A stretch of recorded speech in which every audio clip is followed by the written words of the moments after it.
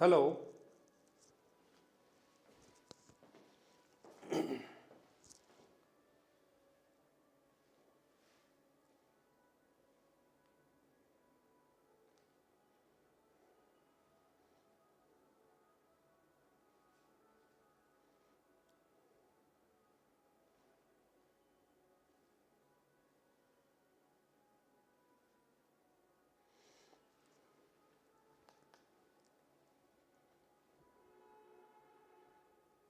नमस्कार मित्रों,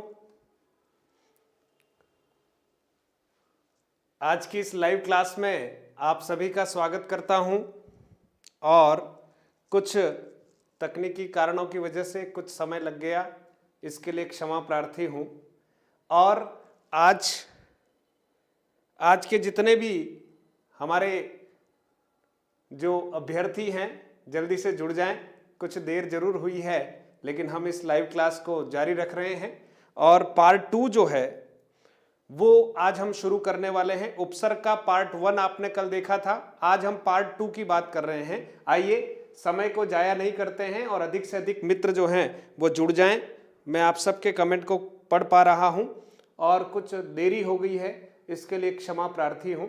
आइए शुरू करते हैं। विवाहों का मौसम भी है और कुछ व्यस्तताएं ज़्यादा है, लेकिन फिर भी आपसे किए हुए वादे को मुझे निभाना है। देरी से ही सही, शुरू करते हैं। आइएगा, आज हमारा जो प्रश्नोत्तरी का कार्यक्रम है वो उपसर्ग पार्ट 2 है ना। और देखिएगा, उपसर्ग का पार्ट 2 का पहला प्रश्न आपके सामने रख रहा हूं। देखिए, पहला प्रश्न है, निर्वाह में प्रयुक्त उपसर्ग है। निर्वाह शब्द में प्रयुक्त उपसर्ग है। बिल्कुल, कमला ननामा नमस्ते। आज थोड़ा लेट हूं और साथी जुड़ जाएं। और आज थोड़ा आप शादियों में भी व्यस्त हो सकते हैं, आपको कहीं डिनर में जाना पड़ रहा होगा या आप डिनर में चले गए होंगे। कोई बात नहीं, जितने साथी जुड़ पाएं उतने जरूर जुड़िएगा। आज की क्लास को हम शुरू करते हैं। निर्वाह में प्रयुक्त उपसर्ग है, आपसे उत्तर की अपेक्षा है। ए ऑप्शन कह रहा है नी, बी कह रहा है नीह, सी कह रहा है निर और डी कह रहा है निरी। अब आप देखिए इसमें से कौन सा जो ऑप्शन है, कमला जी कह रहे हैं सी। ठीक है, देखिए निर्वाह में प्रयुक्त उपसर्ग है। अब इसमें थोड़ा सा एक सुधार करना है। सी जो ऑप्शन है उसमें मैं यहाँ हलंत लगा रहा हूं।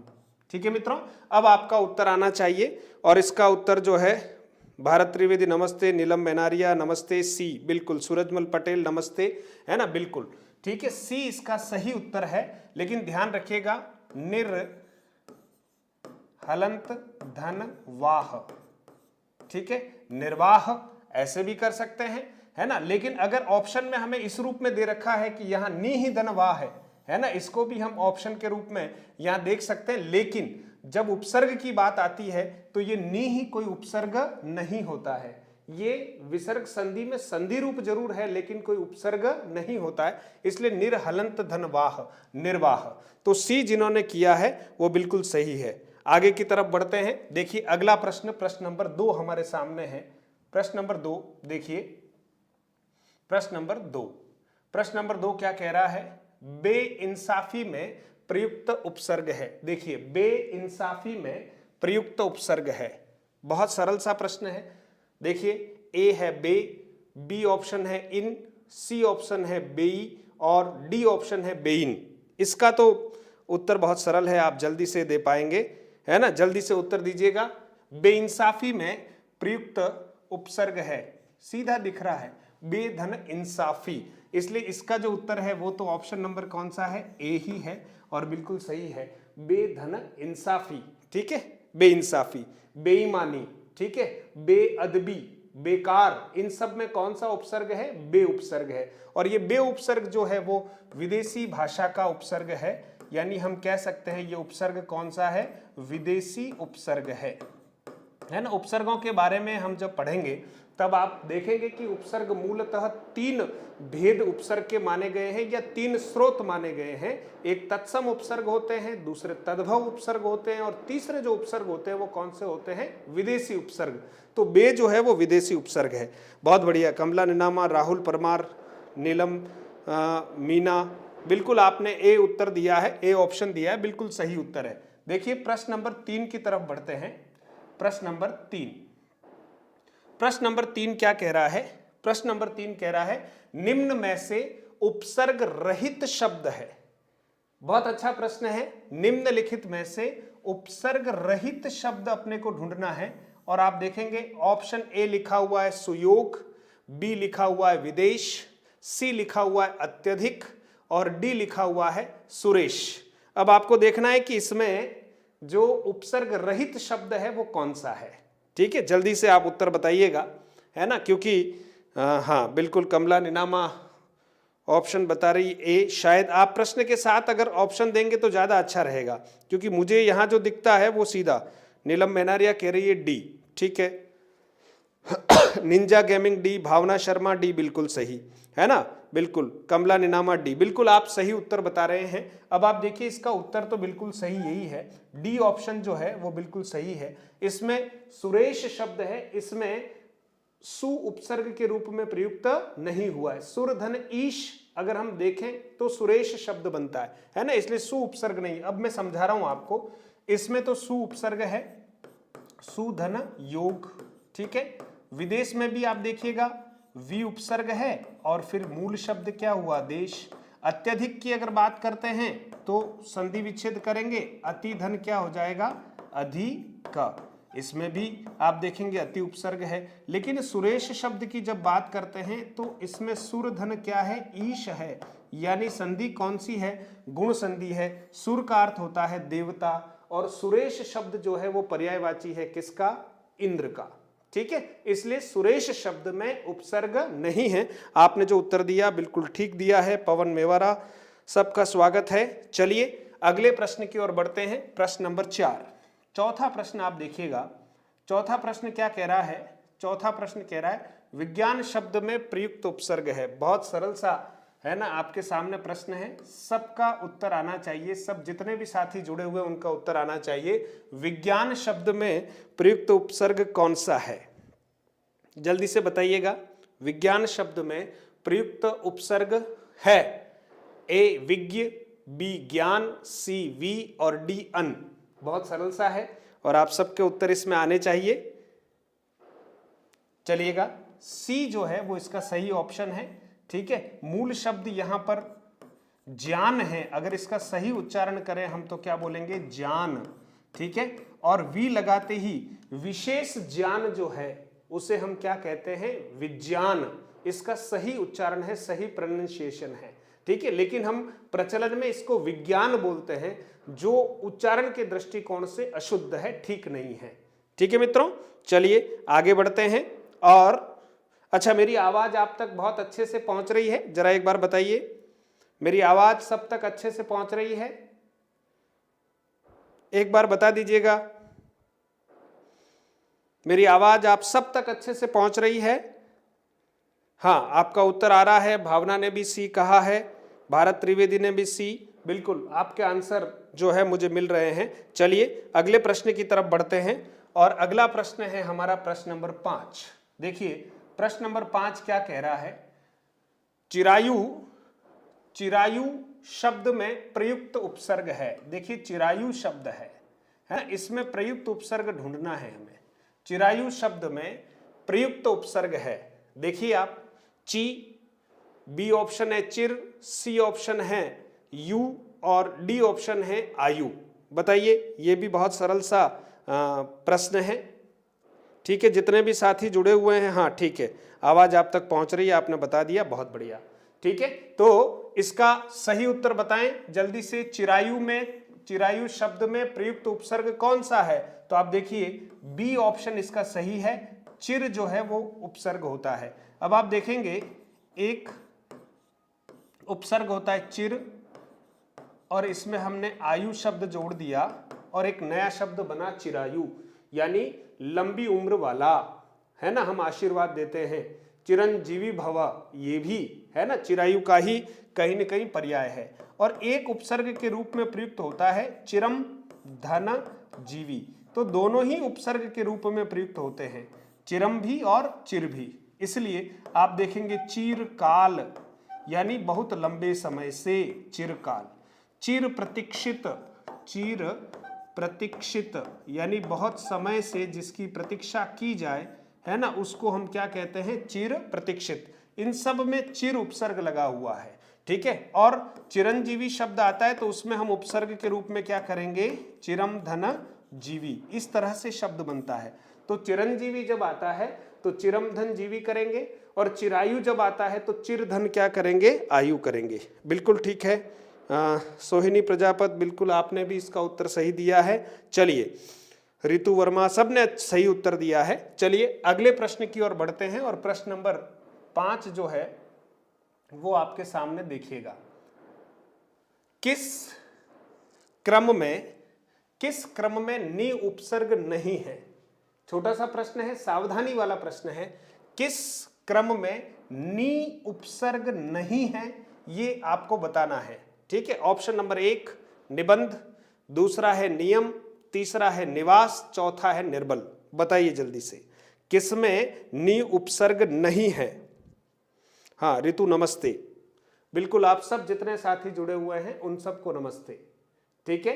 अच्छे भाव से जुड़े हुए हैं, हर प्रश्न को अच्छे से समझिएगा, सीखिएगा, ताकि आने वाली परीक्षाओं में आपकी परफॉर्मेंस बहुत बेहतर हो। अभी आपने देखा कि 2 दिन पहले ही RS प्री का रिजल्ट आया। बहुत सारे साथियों को पूर्वानुमान था कि हमारा चयन हो जाएगा, मेरिट इतने तक ही जाने वाली है, लेकिन मेरिट जो है वो थोड़ी सी ऊपर चली गई। बहुत सारे साथी जो मान रहे थे कि हमारा चयन हो सकता है, उनका चयन नहीं हुआ, वो थोड़ा निराश हो सकते हैं। लेकिन आप देखिए हमारी परफॉर्मेंस में कहीं न कहीं कमी थी, इसलिए हम कम अंकों में संतुष्ट हो रहे थे। तो हम हमेशा प्रयास करें कि हम इतने अंक अर्जित करें कि इस कट ऑफ के चक्कर में हम नहीं पड़ेंगे। कहीं तक भी कट ऑफ जाओ, मेरा सिलेक्शन होगा, ये पक्का है। तो हम उस स्थिति को प्राप्त करने के लिए बहुत अच्छे से पढ़ेंगे, ताकि कट ऑफ का विषय हमारा नहीं रहेगा। हम तो इतने अंक गेन करेंगे, प्राप्त करेंगे कि कट ऑफ की चिंता ही नहीं करने वाले। चलिए, इस प्रश्न का उत्तर आपने दे दिया। हाँ बिल्कुल, बहुत सारे बता रहे हैं 4D, ठीक है। कमला निनामा 4, ठीक है। सूरज पटेल, हाँ, छठे प्रश्न का D बता रहे हैं, बहुत बढ़िया। रितु वर्मा ने भी 4 बताया है, कमला निनामा भी 4 बता रहे, बिल्कुल सही बता रहे हैं आप, ठीक है। इन सब में तो नि उपसर्ग है, लेकिन निर्बल जो है इसमें अगर उपसर्ग की बात करते हैं, इस प्रश्न का सही ऑप्शन जो है वो 4 ही है। और अगर इसका आप देखें तो निर्धन क्या है? बल है। तो इसमें उपसर्ग कौन सा हुआ बताओ? निरुपसर्ग हुआ। बाकी सब में आप देखिएगा निधन बंध, निधन यम, निधन क्या होगा? वास। तो इन सब में तो नि उपसर्ग है, और कौन से ऑप्शन में नि उपसर्ग नहीं लगा हुआ है? तो ऑप्शन नंबर 4 में नि उपसर्ग नहीं लगा हुआ है। चलिए अगले प्रश्न की तरफ बढ़ते हैं। प्रश्न नंबर 6। प्रश्न नंबर 6 देखिएगा, किस क्रम में एक से अधिक उपसर्गों का प्रयोग किया गया है? देखिए बहुत महत्वपूर्ण प्रश्न है, और वर्तमान में परीक्षाओं में जो उपसर्ग से संबंधित प्रश्न आ रहे हैं उसमें इस प्रकार के प्रश्न बहुत ज्यादा देखे जा रहे हैं, जिसमें यह पूछा जाता है कि किस क्रम में एक से अधिक उपसर्गों का प्रयोग हुआ है। ध्यान रखिएगा, एक से अधिक उपसर्गों का प्रयोग हुआ है।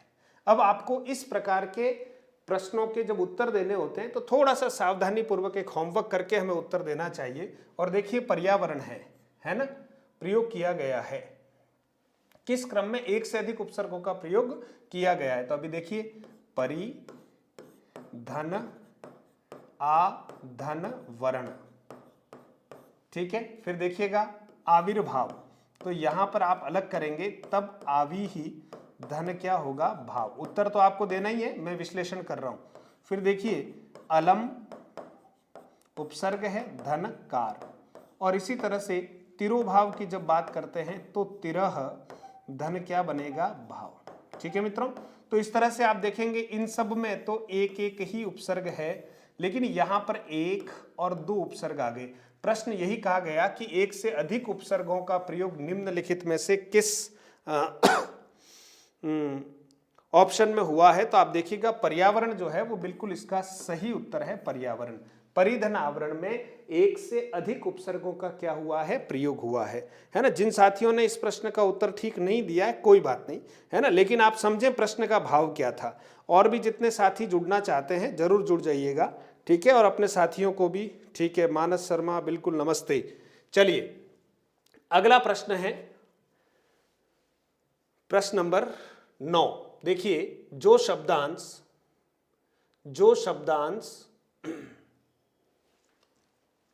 देखें, जो शब्दांश शब्द के प्रारंभ में जुड़कर उसमें अर्थ में परिवर्तन कर देते हैं या उसमें विशेषता उत्पन्न कर देते हैं, उसे कहते हैं। कहीं न कहीं प्रश्न में थोड़ा सा तकनीकी इसमें खामी है ना। प्रश्न कुछ और पूछा गया है, ऑप्शन कुछ और आए। देखिए, जो शब्दांश शब्द के प्रारंभ में जुड़कर उसके अर्थ में परिवर्तन कर देते हैं या उसमें विशेषता उत्पन्न कर देते हैं, उन्हें कहते हैं। पहले तो इसका उत्तर दे देता हूं मैं, ठीक है, फिर आपके सामने उसको हम क्या कहते हैं, प्रारंभ में जुड़कर उसको तो हम क्या कहते हैं, उपसर्ग कहते हैं। क्या कहते हैं, उपसर्ग। अब ये जो ऑप्शन है इसका अपन देखते हैं कि बदकिस्मत, लाचार, अवरोध और हरदम, ठीक है। अब यहां कहीं ना कहीं आप देखिएगा, इन ऑप्शनों पर आपको फिलहाल ध्यान नहीं देना है, क्योंकि ये जो प्रश्न जो है वो कहीं तकनीकी वजह से इसमें कोई ऑप्शन दूसरे आ गए हैं। जो शब्दांश शब्द के प्रारंभ में जुड़कर उसके अर्थ में परिवर्तन कर देते हैं, उनको क्या कहते हैं, हम उपसर्ग कहते हैं। अगले प्रश्न की तरफ बढ़ते हैं। चलिए अगला प्रश्न देखते हैं। अगला प्रश्न क्या कह रहे हैं, किस शब्द में, हाँ ऑप्शन कहीं वहां उधर रिपीट हुए थे, किस शब्द में, अब देखिए यहां, किस शब्द में उर्दू का उपसर्ग नहीं है ना। अब आप ध्यान दीजिएगा, किस शब्द में उर्दू का उपसर्ग नहीं है वो अपने को देखना है, ठीक है। पहला ऑप्शन देखिएगा, पहला ऑप्शन है बदकिस्मत, दूसरा ऑप्शन है लाचार, तीसरा ऑप्शन है अवरोध और चौथा ऑप्शन है हरदम। अब बताइए कि इन चारों ऑप्शन में से किस ऑप्शन में उर्दू या विदेशी भाषा के उपसर्ग का प्रयोग नहीं हुआ, इसका उत्तर दीजिएगा। हाँ बिल्कुल, प्रश्न नंबर 9 का उत्तर दीजिएगा। हाँ, ऋतु वर्मा 3, दीपक पालीवाल 3, नीलम मेनारिया 3, ऋतु वर्मा, बिल्कुल सही कह रहे हैं आप, है ना। बद भी विदेशी उपसर्ग है, ला भी विदेशी उपसर्ग है, हर भी विदेशी उपसर्ग है, लेकिन ये जो अव है, ठीक है, ये तत्सम उपसर्ग है हमारा। कौन सा उपसर्ग है, तत्सम उपसर्ग है। तत्सम उपसर्ग है यानी संस्कृत भाषा से आया हुआ उपसर्ग है। इसीलिए आप देखेंगे अवरोध शब्द में जो अव है, इसी तरह से आप देखेंगे शब्द बनता है अवकाश, ठीक है, शब्द बनता है अवमानना, ठीक है, और एक शब्द बनता है अवधि। तो आप देखेंगे इन सब में उपसर्ग कौन सा है, अव उपसर्ग है, ठीक है मित्रों। तो बिल्कुल प्रश्न नंबर 9 का आपने सही उत्तर दिया है सभी ने, बहुत बहुत धन्यवाद। अगले प्रश्न की तरफ बढ़ते हैं। देखिए प्रश्न नंबर, हाँ प्रश्न नंबर देखिए, प्रश्न नंबर 10। अगला प्रश्न आपके सामने आ रहा है, उर्दू उपसर्ग ला किस शब्द में प्रयुक्त होता है। उर्दू उपसर्ग ला किस अर्थ में प्रयुक्त होता है। अब आपको यहां पर अर्थ बताना है, ठीक है, और आपको मैं ये बता दूं कि उपसर्गों के प्रायः अर्थ नहीं होते हैं, कोई विशेष अर्थ नहीं होते हैं, लेकिन फिर भी उनके कुछ अर्थ तो होते ही हैं, है ना। मूल शब्द के अनुसार उनके अर्थों में परिवर्तन हो जाता है, इसीलिए उपसर्गों को प्रकृति से परतंत्र माना जाता है कि ये अपने अर्थ के लिए हमेशा किस पर निर्भर करते हैं, मूल शब्दों पर निर्भर करते हैं। फिर भी यहां पर एक उपसर्ग है ला, और पूछा जा रहा है कि ला का जो प्रयोग होता है वो किस अर्थ में होता है। तो देखिए पहला ऑप्शन है अभाव, हाँ अमित कुमार मीना, बिल्कुल आप प्रश्न नंबर 10 का उत्तर दीजिएगा। हाँ मधुबाला ने उत्तर दिया है 2, है ना, ऑप्शन नंबर 2 अभाव, अच्छा, प्रत्येक, बिना, ठीक है, इसका सही उत्तर दीजिएगा। हाँ सरोज पालीवाल 4 बता रही है, दीपक पालीवाल 4 बता रहे हैं, कमला निनामा 2 बता रही है, सोहिनी बी, ऋतु वर्मा 4। देखिए अब इसका जो सही उत्तर है वो है बिना, ठीक है। जैसे एक सामान्य सा आप देखिएगा लापरवाह, है ना। अब इसका हम एक अर्थ निकालते हैं, ठीक है। तो सामान्य रूप से इसका जो हम अर्थ निकालते हैं बिना परवाह के, बिना परवाह के। तो मुख्य रूप से इसका जो हम एक उत्तर मतलब अर्थ लेते हैं वो किस अर्थ में प्रयुक्त होता है, बिना के अर्थ में प्रयुक्त होता है। हालांकि उपसर्गों के अपने कई सारे अर्थ होंगे मूल शब्दों के अनुसार, ठीक है। तो आप देखेंगे कभी कभी आप देखेंगे तो एक आ उपसर्ग है जैसे, और उसमें जीवन, ठीक है, और एक शब्द बनता है कौन सा, आप समझिए इस बात को, आजीवन, ठीक है। अब ये आजीवन शब्द है, इसका एक अर्थ निकालें तो हम निकालते हैं जीवन भर। क्या अर्थ निकालते हैं हम? जीवन भर। ठीक है मित्रों। और अगर हम इसी आ का प्रयोग करते हैं कंठ से पहले, तो आप देखेंगे एक शब्द बनता है आकंठ, और आकंठ का अर्थ क्या निकालेंगे हम? कंठ तक।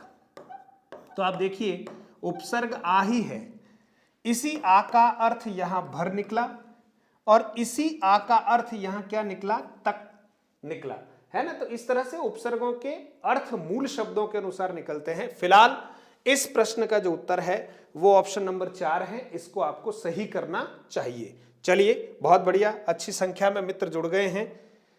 अगले प्रश्न की ओर बढ़ते हैं। अगला प्रश्न देखिए, प्रश्न नंबर 11। प्रश्न नंबर 11 देखिएगा। प्रश्न नंबर 11 क्या कह रहा है? प्रश्न नंबर 11 कह रहा है किस शब्द में अधि उपसर्ग नहीं लगा है। देखिए बहुत महत्वपूर्ण प्रश्न है कि किस शब्द में अधि उपसर्ग नहीं लगा हुआ है, वो आपको ढूंढना है। ठीक है, जल्दी से बताइए। अधि उपसर्ग नहीं जुड़ा हुआ है। पहला ऑप्शन है अध्यात्म, दूसरा है अभ्युदय, तीसरा अधीक्षक अधीक्षण, और चौथा है अधित्य का।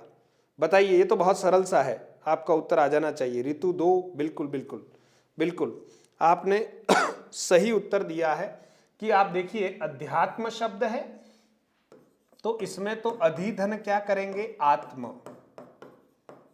ठीक है, अधिधन क्या करेंगे? आत्म। फिर अभ्युदय है, तो देखिए अभिधन क्या करना पड़ेगा? उदय। ठीक है, संधि विच्छेद कर रहा हूं मैं। अधिक्षण है तो क्या करेंगे? अधिधन इक्षण, अधिधन इक्षण। ठीक है, फिर देखिएगा अधित्य का है तो अधिधन क्या करेंगे? त्यका, अधिधन त्यका। ठीक है मित्रों, तो यहां आप देखिएगा अधि, इधर भी अधि, इधर भी अधि, लेकिन यहां आप देखेंगे अधि किस में नहीं है? तो अभ्युदय में नहीं है। आपने सही उत्तर दिया है, बहुत बढ़िया, शाबाश। चलिए अगले प्रश्न की तरफ बढ़ते हैं। प्रश्न नंबर 12 देखिए। प्रश्न नंबर 12 क्या कहता है? प्रश्न नंबर 12 कह रहा है प्रत्युत्तर में कौन सा उपसर्ग लगा है। देखिए प्रश्न क्या कह रहा है? प्रत्युत्तर में कौन सा उपसर्ग लगा है। देखिए प्रत्युत्तर में अब आप बता दें, बहुत सरल सा है। पहला ऑप्शन है प्र, दूसरा है परि, तीसरा है प्रति, और चौथा है परा। बताइए प्रश्न नंबर 12 का सही उत्तर कौन सा है? प्रत्युत्तर शब्द में कौन सा उपसर्ग लगा है? बहुत सरल सा है और आपका उत्तर आ ही गया है, बहुत बढ़िया। रजनीश ने भी 3, ऋतु वर्मा, दीपक पालीवाल, सबका उत्तर बिल्कुल सही है। ठीक है, प्रत्युत्तर में कौन सा उपसर्ग लगा हुआ है? प्रति उपसर्ग लगा हुआ है। अगर कोई कहे कि इसमें संधि कौन सी है, तो संधि कौन सी है मित्रों? यण संधि है। कौन सी संधि है? यण संधि है। ठीक है मित्रों, और इसका संधि विच्छेद करें तो क्या करना पड़ेगा? प्रतिधन क्या करेंगे? उत्तर। ठीक है, प्रत्युत्तर। बहुत सही उत्तर दिया आपने। प्रश्न नंबर 13 की तरफ बढ़ते हैं। देखिए प्रश्न नंबर 13। प्रश्न नंबर 13 क्या कह रहा है? प्रश्न नंबर 13, निश्चल शब्द में कौन सा उपसर्ग लगा है? निश्चल शब्द में कौन सा उपसर्ग लगा है? देखिए ये भी बहुत अच्छा प्रश्न है। निश्चल शब्द में कौन सा उपसर्ग लगा है? पहला ऑप्शन देखिएगा नि, दूसरा ऑप्शन देखिएगा निर्हलंत, तीसरा ऑप्शन देखिएगा निस, स सपेरे वाला है, और चौथा ऑप्शन है निश, श शलजम वाला है। बहुत अच्छा प्रश्न है, आपको उत्तर देना चाहिए। जल्दी से आप उत्तर देंगे, जल्दी से उत्तर दीजिएगा। बहुत बढ़िया, शाबाश, आपने उत्तर दिया है निस। बहुत बढ़िया उत्तर दिया आपने। प्रश्न नंबर 13 का जो है वो सही उत्तर है, बिल्कुल 3 सही उत्तर है। क्योंकि जब हम ये अगर पूछे तो संधि कौन सी है? व्यंजन संधि है मित्रों। कौन सी संधि है? व्यंजन संधि है। और संधि विच्छेद करेंगे तब क्या करना पड़ेगा? संधि विच्छेद करेंगे तब निश धन क्या करना पड़ेगा? चल। तो इसमें उपसर्ग कौन सा है? निस उपसर्ग है। इसलिए बहुत सारे मित्र चौथे ऑप्शन पर चले जाते हैं तो वो ठीक नहीं है। संधि विच्छेद करते समय मूल रूप में उपसर्ग कौन सा होता है? निस ही होता है। बहुत बढ़िया, शाबाश। भावना शर्मा, नीलम मीणा, भारत त्रिवेदी, नीलम मेनारिया, सबका उत्तर सही है। बहुत बढ़िया। प्रश्न नंबर 14 की तरफ बढ़ते हैं, देखिएगा प्रश्न नंबर 14। प्रश्न नंबर 14 कहता है 49 शब्द में कौन सा उपसर्ग है? बहुत सरल सा प्रश्न है। 49 शब्द में कौन सा उपसर्ग है? ये बहुत सरल है, आप देखिएगा, ये रहा 49 है ना। ऑप्शन नंबर 2 इसका सही है। 49 में, ठीक है, कौन सा उपसर्ग है? तो उन उपसर्ग है मित्रों। उन धन 50 होता है, ठीक है, और मिलकर क्या बनता है? 49। ठीक है मित्रों, यानी उनका अर्थ होता है एक कम। उनका अर्थ क्या है? एक कम, यानी 50 में से एक कम होगा तो उसको 49 बोलते हैं। ठीक है, अगला प्रश्न देखिएगा, प्रश्न नंबर 15 की तरफ बढ़ते हैं। प्रश्न नंबर 15 क्या कह रहा है? गमन शब्द में, देखिए, गमन शब्द में विपरीतार्थक बनाने के लिए आप किस उपसर्ग का प्रयोग करेंगे? यानी गमन शब्द का अगर हमें विपरीतार्थी बनाना है, गमन शब्द का विपरीतार्थी बनाना है, तो इनमें से कौन से उपसर्ग का प्रयोग करेंगे? अनु, प्रति, आ, उप, बताइएगा। बहुत सरल सा है ये भी प्रश्न, लेकिन आपको सावधानी पूर्वक बताना है। चलिए, गमन का अर्थ होता है जाना। गमन का अर्थ क्या होता है? जाना।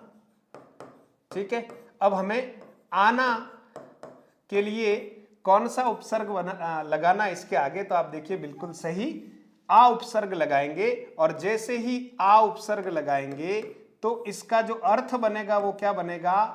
आगमन। अर्थ क्या हो जाएगा? आना। ठीक है, और केवल गमन का अर्थ क्या होता है? जाना। बहुत बढ़िया, सही उत्तर दिया आपने, बिल्कुल। सूरज पटेल, चुन्नीलाल कुमावत, मानस शर्मा। मानस शर्मा ने यहां पर ऑप्शन 2 कर दिया है, नहीं।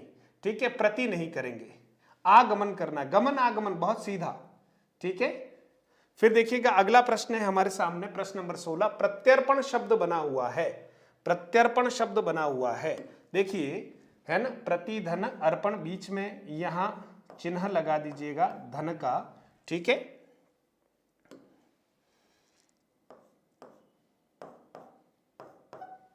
ठीक है, प्रत्यर्पण शब्द बना है तो इसमें उपसर्ग अपने को अलग करना है। बिल्कुल, आप देखिए किससे बना है? तो प्रति धन अर्पण। बिल्कुल, इसका ऑप्शन कौन सा सही है? ऑप्शन नंबर 2 सही है, प्रति धन अर्पण। और इसमें पूछे तो संधि कौन सी है? तो संधि है साहब यण संधि, यण संधि। और उपसर्ग पूछे तो कौन सा उपसर्ग है? उपसर्ग कौन सा है? प्रति इसका उपसर्ग है, ये उपसर्ग है, प्रति उपसर्ग है, प्रति उपसर्ग है। ठीक है मित्रों, अगला प्रश्न देखिएगा, प्रश्न नंबर 17। प्रश्न नंबर 17 है स्वागत में कौन सा उपसर्ग लगा है? देखिए, ये भी बहुत अच्छा प्रश्न है। स्वागत में कौन सा उपसर्ग लगा हुआ है? पहला ऑप्शन है सु, दूसरा है स्व, तीसरा है स हलंत, और चौथा है स व हलंत। ठीक है, बताइए जल्दी से। बहुत बढ़िया, जितने साथी नए जुड़े हुए हैं उनका भी बहुत स्वागत है। आप ही का ये प्लेटफॉर्म है और मैं प्रयासरत हूं कि हम कुछ अच्छे प्रश्नों के साथ और अब कंटेंट के साथ भी हम शुरू करने वाले हैं, क्योंकि आपका जो जुड़ाव है, आपका जो निरंतर लगाव है इस चैनल के प्रति, वो मुझे और अधिक कार्य करने के लिए प्रेरित कर रहा है। और मैं निरंतर हिंदी और आपकी सेवा में निरंतर जैसा भी प्रयास होगा, बस बेहतर करने का निरंतर प्रयास करता रहूंगा। बहुत बढ़िया साथियों, आपने इसका उत्तर दिया है, बहुत सारों ने। हाँ, कमला निनामा ने 1 दिया है, दीपक पालीवाल 2 कह रहे हैं, नीलम मेनारिया 1 कह रही है, बिल्कुल। ऋतु वर्मा 1, निंजा गेमिंग 2, मधुबाला 1। बहुत बढ़िया। अब देखिए, इसमें सबसे पहले मैं बता देता हूं संधि कौन सी है? यण संधि है। ठीक है, जो थोड़ा ध्यान से इस प्रश्न का उत्तर दे रहे हैं वो तो बिल्कुल सही उत्तर दे रहे हैं। सुधन क्या होता है? आगत होता है। ठीक है, सुधन आगत, इसलिए स्व नहीं है मित्रों, सु है। ठीक है, सुधन आगत। तो बहुत छोटा प्रश्न है, लेकिन बहुत सावधानी से करने वाला प्रश्न है। अगला देखिए, प्रश्न नंबर 18 हमारे सामने है। प्रत्यक्ष में कौन सा उपसर्ग लगा हुआ है? प्रत्यक्ष में कौन सा उपसर्ग लगा हुआ है? अब देखिए, प्रत्यक्ष में कौन सा उपसर्ग लगा हुआ है? बहुत सरल है ये भी। प्रत्यक्ष शब्द है और प्रत्यक्ष शब्द फिर कह रहा हूं कौन सी संधि का उदाहरण है, यण संधि का ही उदाहरण है। ठीक है, जल्दी से उत्तर दीजिए। पहला ऑप्शन परि, दूसरा प्र, तीसरा प्रति और चौथा है प्रतहलंत, है ना, प्रतहलंत। पुष्करलाल धाकड़ कह रहे हैं, है ना, हाँ जल्दी से। शंभूलाल शर्मा, बहुत बढ़िया, आप सभी जुड़ गए हैं, बहुत अच्छा लग रहा है मुझे। इस प्रश्न का उत्तर भी आप सही दें, प्रति, बिल्कुल सही, है ना, बिल्कुल सही, शाबाश। जिन्होंने सही उत्तर दिया है प्रति प्लस, अब आप देखिए इसका संधि विच्छेद जब करते हैं तो प्रति प्लस क्या है, अक्षी। अगर ऑप्शन में ऐसा आता है तो हमें इसको प्रायोरिटी देनी चाहिए, लेकिन प्राय आपको ऑप्शन में ऐसा दिखता है तब भी ठीक है, दोनों ही सही है ना। लेकिन मूल रूप में अगर आप देखेंगे प्रति धन अक्षी मिलकर शब्द बनता है प्रत्यक्ष, है ना। यहाँ जो ई है, ई की जगह अ रह जाता है, मतलब अ आ जाता है और ई हट जाता है। तो अक्ष का अर्थ धुरी भी होता है, अक्ष का अर्थ आंख भी होता है, अक्षी का अर्थ भी आंख होता है। ठीक है मित्रों, फिर देखिए प्रश्न नंबर 19 की तरफ बढ़ते हैं। 19 कह रहा है किस क्रमांक में बद उपसर्ग नहीं है। ये बहुत अच्छा प्रश्न है ना। किस क्रमांक में बद उपसर्ग नहीं है, इसका उत्तर तो मैं आप सबसे चाहूंगा, है ना, जरूर आप इसका उत्तर दीजिएगा। प्रश्न नंबर 19 है ना, 19 टाइप करके आप उत्तर दीजिएगा इसका कि किसमें बद उपसर्ग नहीं है। पहला ऑप्शन है बदकिस्मत, दूसरा है बदनाम, तीसरा है बदहजमी, चौथा है बदस्तूर। बताइए मित्रों। हाँ, रितु वर्मा का उत्तर आया सबसे पहले, ऑप्शन नंबर 4। चलिए, अमित कुमार मीना 4, रितु वर्मा ठीक है, विनोद कुमार 4, मानस 1 बता रहे, सरोज पालीवाल 4, दीपक 4, शंभू शर्मा 4, बहुत बढ़िया, रजनीश कोडली 4, बहुत बढ़िया, अमृत कुमार मीना 4, मुकेश सेवक 4। क्या बात है, बिल्कुल आपने सही पहचाना। मुझे लग रहा था कि पता नहीं आप इसको सही नहीं पहचानेंगे, लेकिन आपने बहुत सही पहचाना, है ना, क्योंकि इसमें बद दिखता है लेकिन इसमें बद नहीं है, ब धन दस्तूर है ये, ब धन दस्तूर। बदस्तूर का अर्थ होता है निरंतर, निरंतर, ठीक है, बदस्तूर निरंतर जारी है। और इन सब में तो आप देखिएगा बद बद बद उपसर्ग है, और हमसे पूछा कि बद उपसर्ग नहीं है, तो ऑप्शन नंबर 4 बिल्कुल हमारा सही है। प्रश्न नंबर 20 की तरफ बढ़ते हैं। देखिएगा प्रश्न नंबर 20 क्या कहता है। 20 कह रहा है सज्जन में कौन सा उपसर्ग है। देखिए शब्द है सज्जन, सज्जन में कौन सा उपसर्ग है, तो आप देखें, एक है सत हलंत, दूसरा है सम हलंत, तीसरा है स, चौथा है सन हलंत। अब सज्जन शब्द में कौन सा उपसर्ग है, जल्दी बताइएगा आप। सज्जन शब्द में बिल्कुल आपके उत्तर की प्रतीक्षा। हाँ कोई बात नहीं मानस शर्मा, गलती होती है ना, जब भी हम उत्तर देते हैं कभी गलती हो जाती है, लेकिन बस उसको समझ जाना, उसमें सुधार कर देना, बस यही तो सकारात्मकता की निशानी है कि हम आगे की तरफ बढ़ना चाहते हैं, है ना। और गलतियों को स्वीकार करना पढ़ाई की सबसे पहली शर्त है ना। आप स्वीकार कर लेते, इसका मतलब समझिए आपका दृष्टिकोण सुधारात्मक है और आप निरंतर सुधार करना चाहते हैं। बहुत बढ़िया, रितु वर्मा ने उत्तर दे दिया, नीलम ने भी उत्तर दिया है, 1 ठीक है, सरोज पालीवाल, दीपक, रितु, सभी का उत्तर बहुत अच्छा है ना। ये व्यंजन संधि का उदाहरण है। और सत धन क्या करेंगे, जन। और आप देखेंगे जब हम इसको मिलाएंगे तो त किस में बदल जाएगा, ज में, और शब्द बनता है सज्जन। संधि कौन सी है, व्यंजन संधि है मित्रों, व्यंजन संधि है। ठीक है मित्रों, तो आप देख रहे हैं संधि कौन सी हो गई, व्यंजन संधि हो गई। चलिए प्रश्न नंबर 21 की तरफ बढ़ते हैं। प्रश्न नंबर 21, प्रश्न नंबर 21 क्या कह रहा है। आयात शब्द में निर उपसर्ग से बनने वाला शब्द है। अगर आयात शब्द में हम निर जोड़ देते हैं तो कौन सा शब्द बनता है ना। बहुत सरल है, बहुत जल्दी से आप उत्तर दे सकते हैं इसका। बहुत बढ़िया, आयात शब्द में हम निर उपसर्ग जोड़ेंगे तो क्या बनेगा, निर्यात बनेगा, निर हलंत, ठीक है। और आप देखेंगे निर्यात शब्द बन जाएगा, है ना। आयात है और निर जोड़ेंगे तो निर्धन यात, अगर आप देखें तो इस तरह से एक शब्द बनता है निर्यात, उसका अपोजिट बन जाता है कुल मिला के। और आधन यात करेंगे तो क्या हो जाएगा, आयात बन जाएगा, ठीक है, आयात। तो कहने का अर्थ यह है कि आयात का अगर विपरीतार्थक शब्द बनाना है और नीर उपसर्ग का प्रयोग करना है तो शब्द कौन सा बनेगा, तो शब्द बनेगा निर्यात बनेगा, बिल्कुल सही। अगला देखिए प्रश्न नंबर 22। 22 देखिए, अधखिला शब्द में उपसर्ग है। बहुत सरल प्रश्न होते हुए भी आपको सावधानी रखनी है। अधखिला शब्द में उपसर्ग है। आपके उत्तर की प्रतीक्षा कर रहा हूं। हाँ बिल्कुल, अक्कू यादव स्वागत है आप सभी का, है ना। आपका स्नेह ऐसे ही बना रहे और आपका स्नेह मेरा उत्साह का संबल है ना। आपका स्नेह जो है उससे मैं उत्साहित रहता हूं कि हाँ मुझे कुछ करना है आप सबके लिए, है ना। बहुत बढ़िया, हाँ बिल्कुल, नमस्ते अक्कू। पुष्कर लाल बिल्कुल 1, शंभू लाल 2, वीडियो को लाइक कर दो सभी लोग लाइक कर दीजिए। ये अब मैं बार बार कहूँ, है ना, मुझे भी ठीक नहीं लगता। आप कर दीजिए लाइक, है ना, मन में मत रखिए, कमेंट कर दीजिएगा, है ना। और आपने सब्सक्राइब कर ही दिया है तो शेयर कर दीजिएगा, है ना, ताकि आप सबको, और नोटिफिकेशन के लिए जरूर आप बेल आइकन को दबा दीजिएगा ताकि हर प्रकार का नोटिफिकेशन आपको टाइमली मिल जाए। चलिए शाबाश, आपने उत्तर दे दिया। बिल्कुल, इसका उत्तर जो है वो ऑप्शन नंबर 1 है, अध, है ना। इसलिए ध्यान रखना है, इधर नहीं जाना है 2 नंबर में, ठीक है। अध धन खिला, अध खिला, अध मरा, अध जला, है ना। तो इस तरह से अध कचरा, तो अध उपसर्ग है, ये तद्भव उपसर्ग है, तद्भव उपसर्ग है। चलिए प्रश्न नंबर 23 की तरफ बढ़ते हैं। प्रश्न नंबर 23, प्रश्न नंबर 23 जो है वो कह रहा है अनुपसर्ग से बना शब्द है ना। अब आप देखिए, अनुपसर्ग से बना शब्द है, बहुत अच्छा प्रश्न है और आप अच्छे से इसका उत्तर दीजिएगा। इस प्रश्न का उत्तर भी मैं चाहूंगा, है ना। विवेकानंद आरपीएससी ऑनलाइन, बिल्कुल बिल्कुल आप सबका स्वागत है, ठीक है। हाँ वेरी गुड, मधुबाला लाइक कर दिया, बहुत बढ़िया। आप लाइक करते रहिएगा क्योंकि आप ही से तो ये चैनल आगे बढ़ने वाला है ना। मेवाड़ से वागड़ और वागड़ से राजस्थान और राजस्थान से पता नहीं पूरे भारत देश में कहाँ कहाँ तक ये जाए, और जहाँ के भी विद्यार्थी जुड़े उनका बस इस चैनल के माध्यम से उनका भला हो, उनकी निराशा में कहीं मैं थोड़ा बहुत आशा का संचार कर पाऊँ, और कहीं वो अपने आप को हताश महसूस करते हो तो मेरी इस वाणी से कहीं उनके हृदय में आशा का संचार हो, यही तो उद्देश्य है। अब हम सेकंड ग्रेड के लिए बुक्स वगैरह का भी सारा जो है वो भी कभी कभी आपको यूट्यूब पे भी मिलेगा और ऐप पर भी आपको मिलने वाला है। तो सेकंड ग्रेड, फर्स्ट ग्रेड, है ना, आरएस मेन सबके कोर्स जो है वो बस पब्लिश होने वाले हैं, 2-4 दिन में ही पब्लिश हो जाएंगे। तो जिन साथियों को उसमें कुछ परचेज करना है तो वो कर सकते हैं। बाकी यूट्यूब पर आपको बहुत सारी चीज़ें मैं निरंतर देने वाला हूँ। शाबाश, बहुत बढ़िया।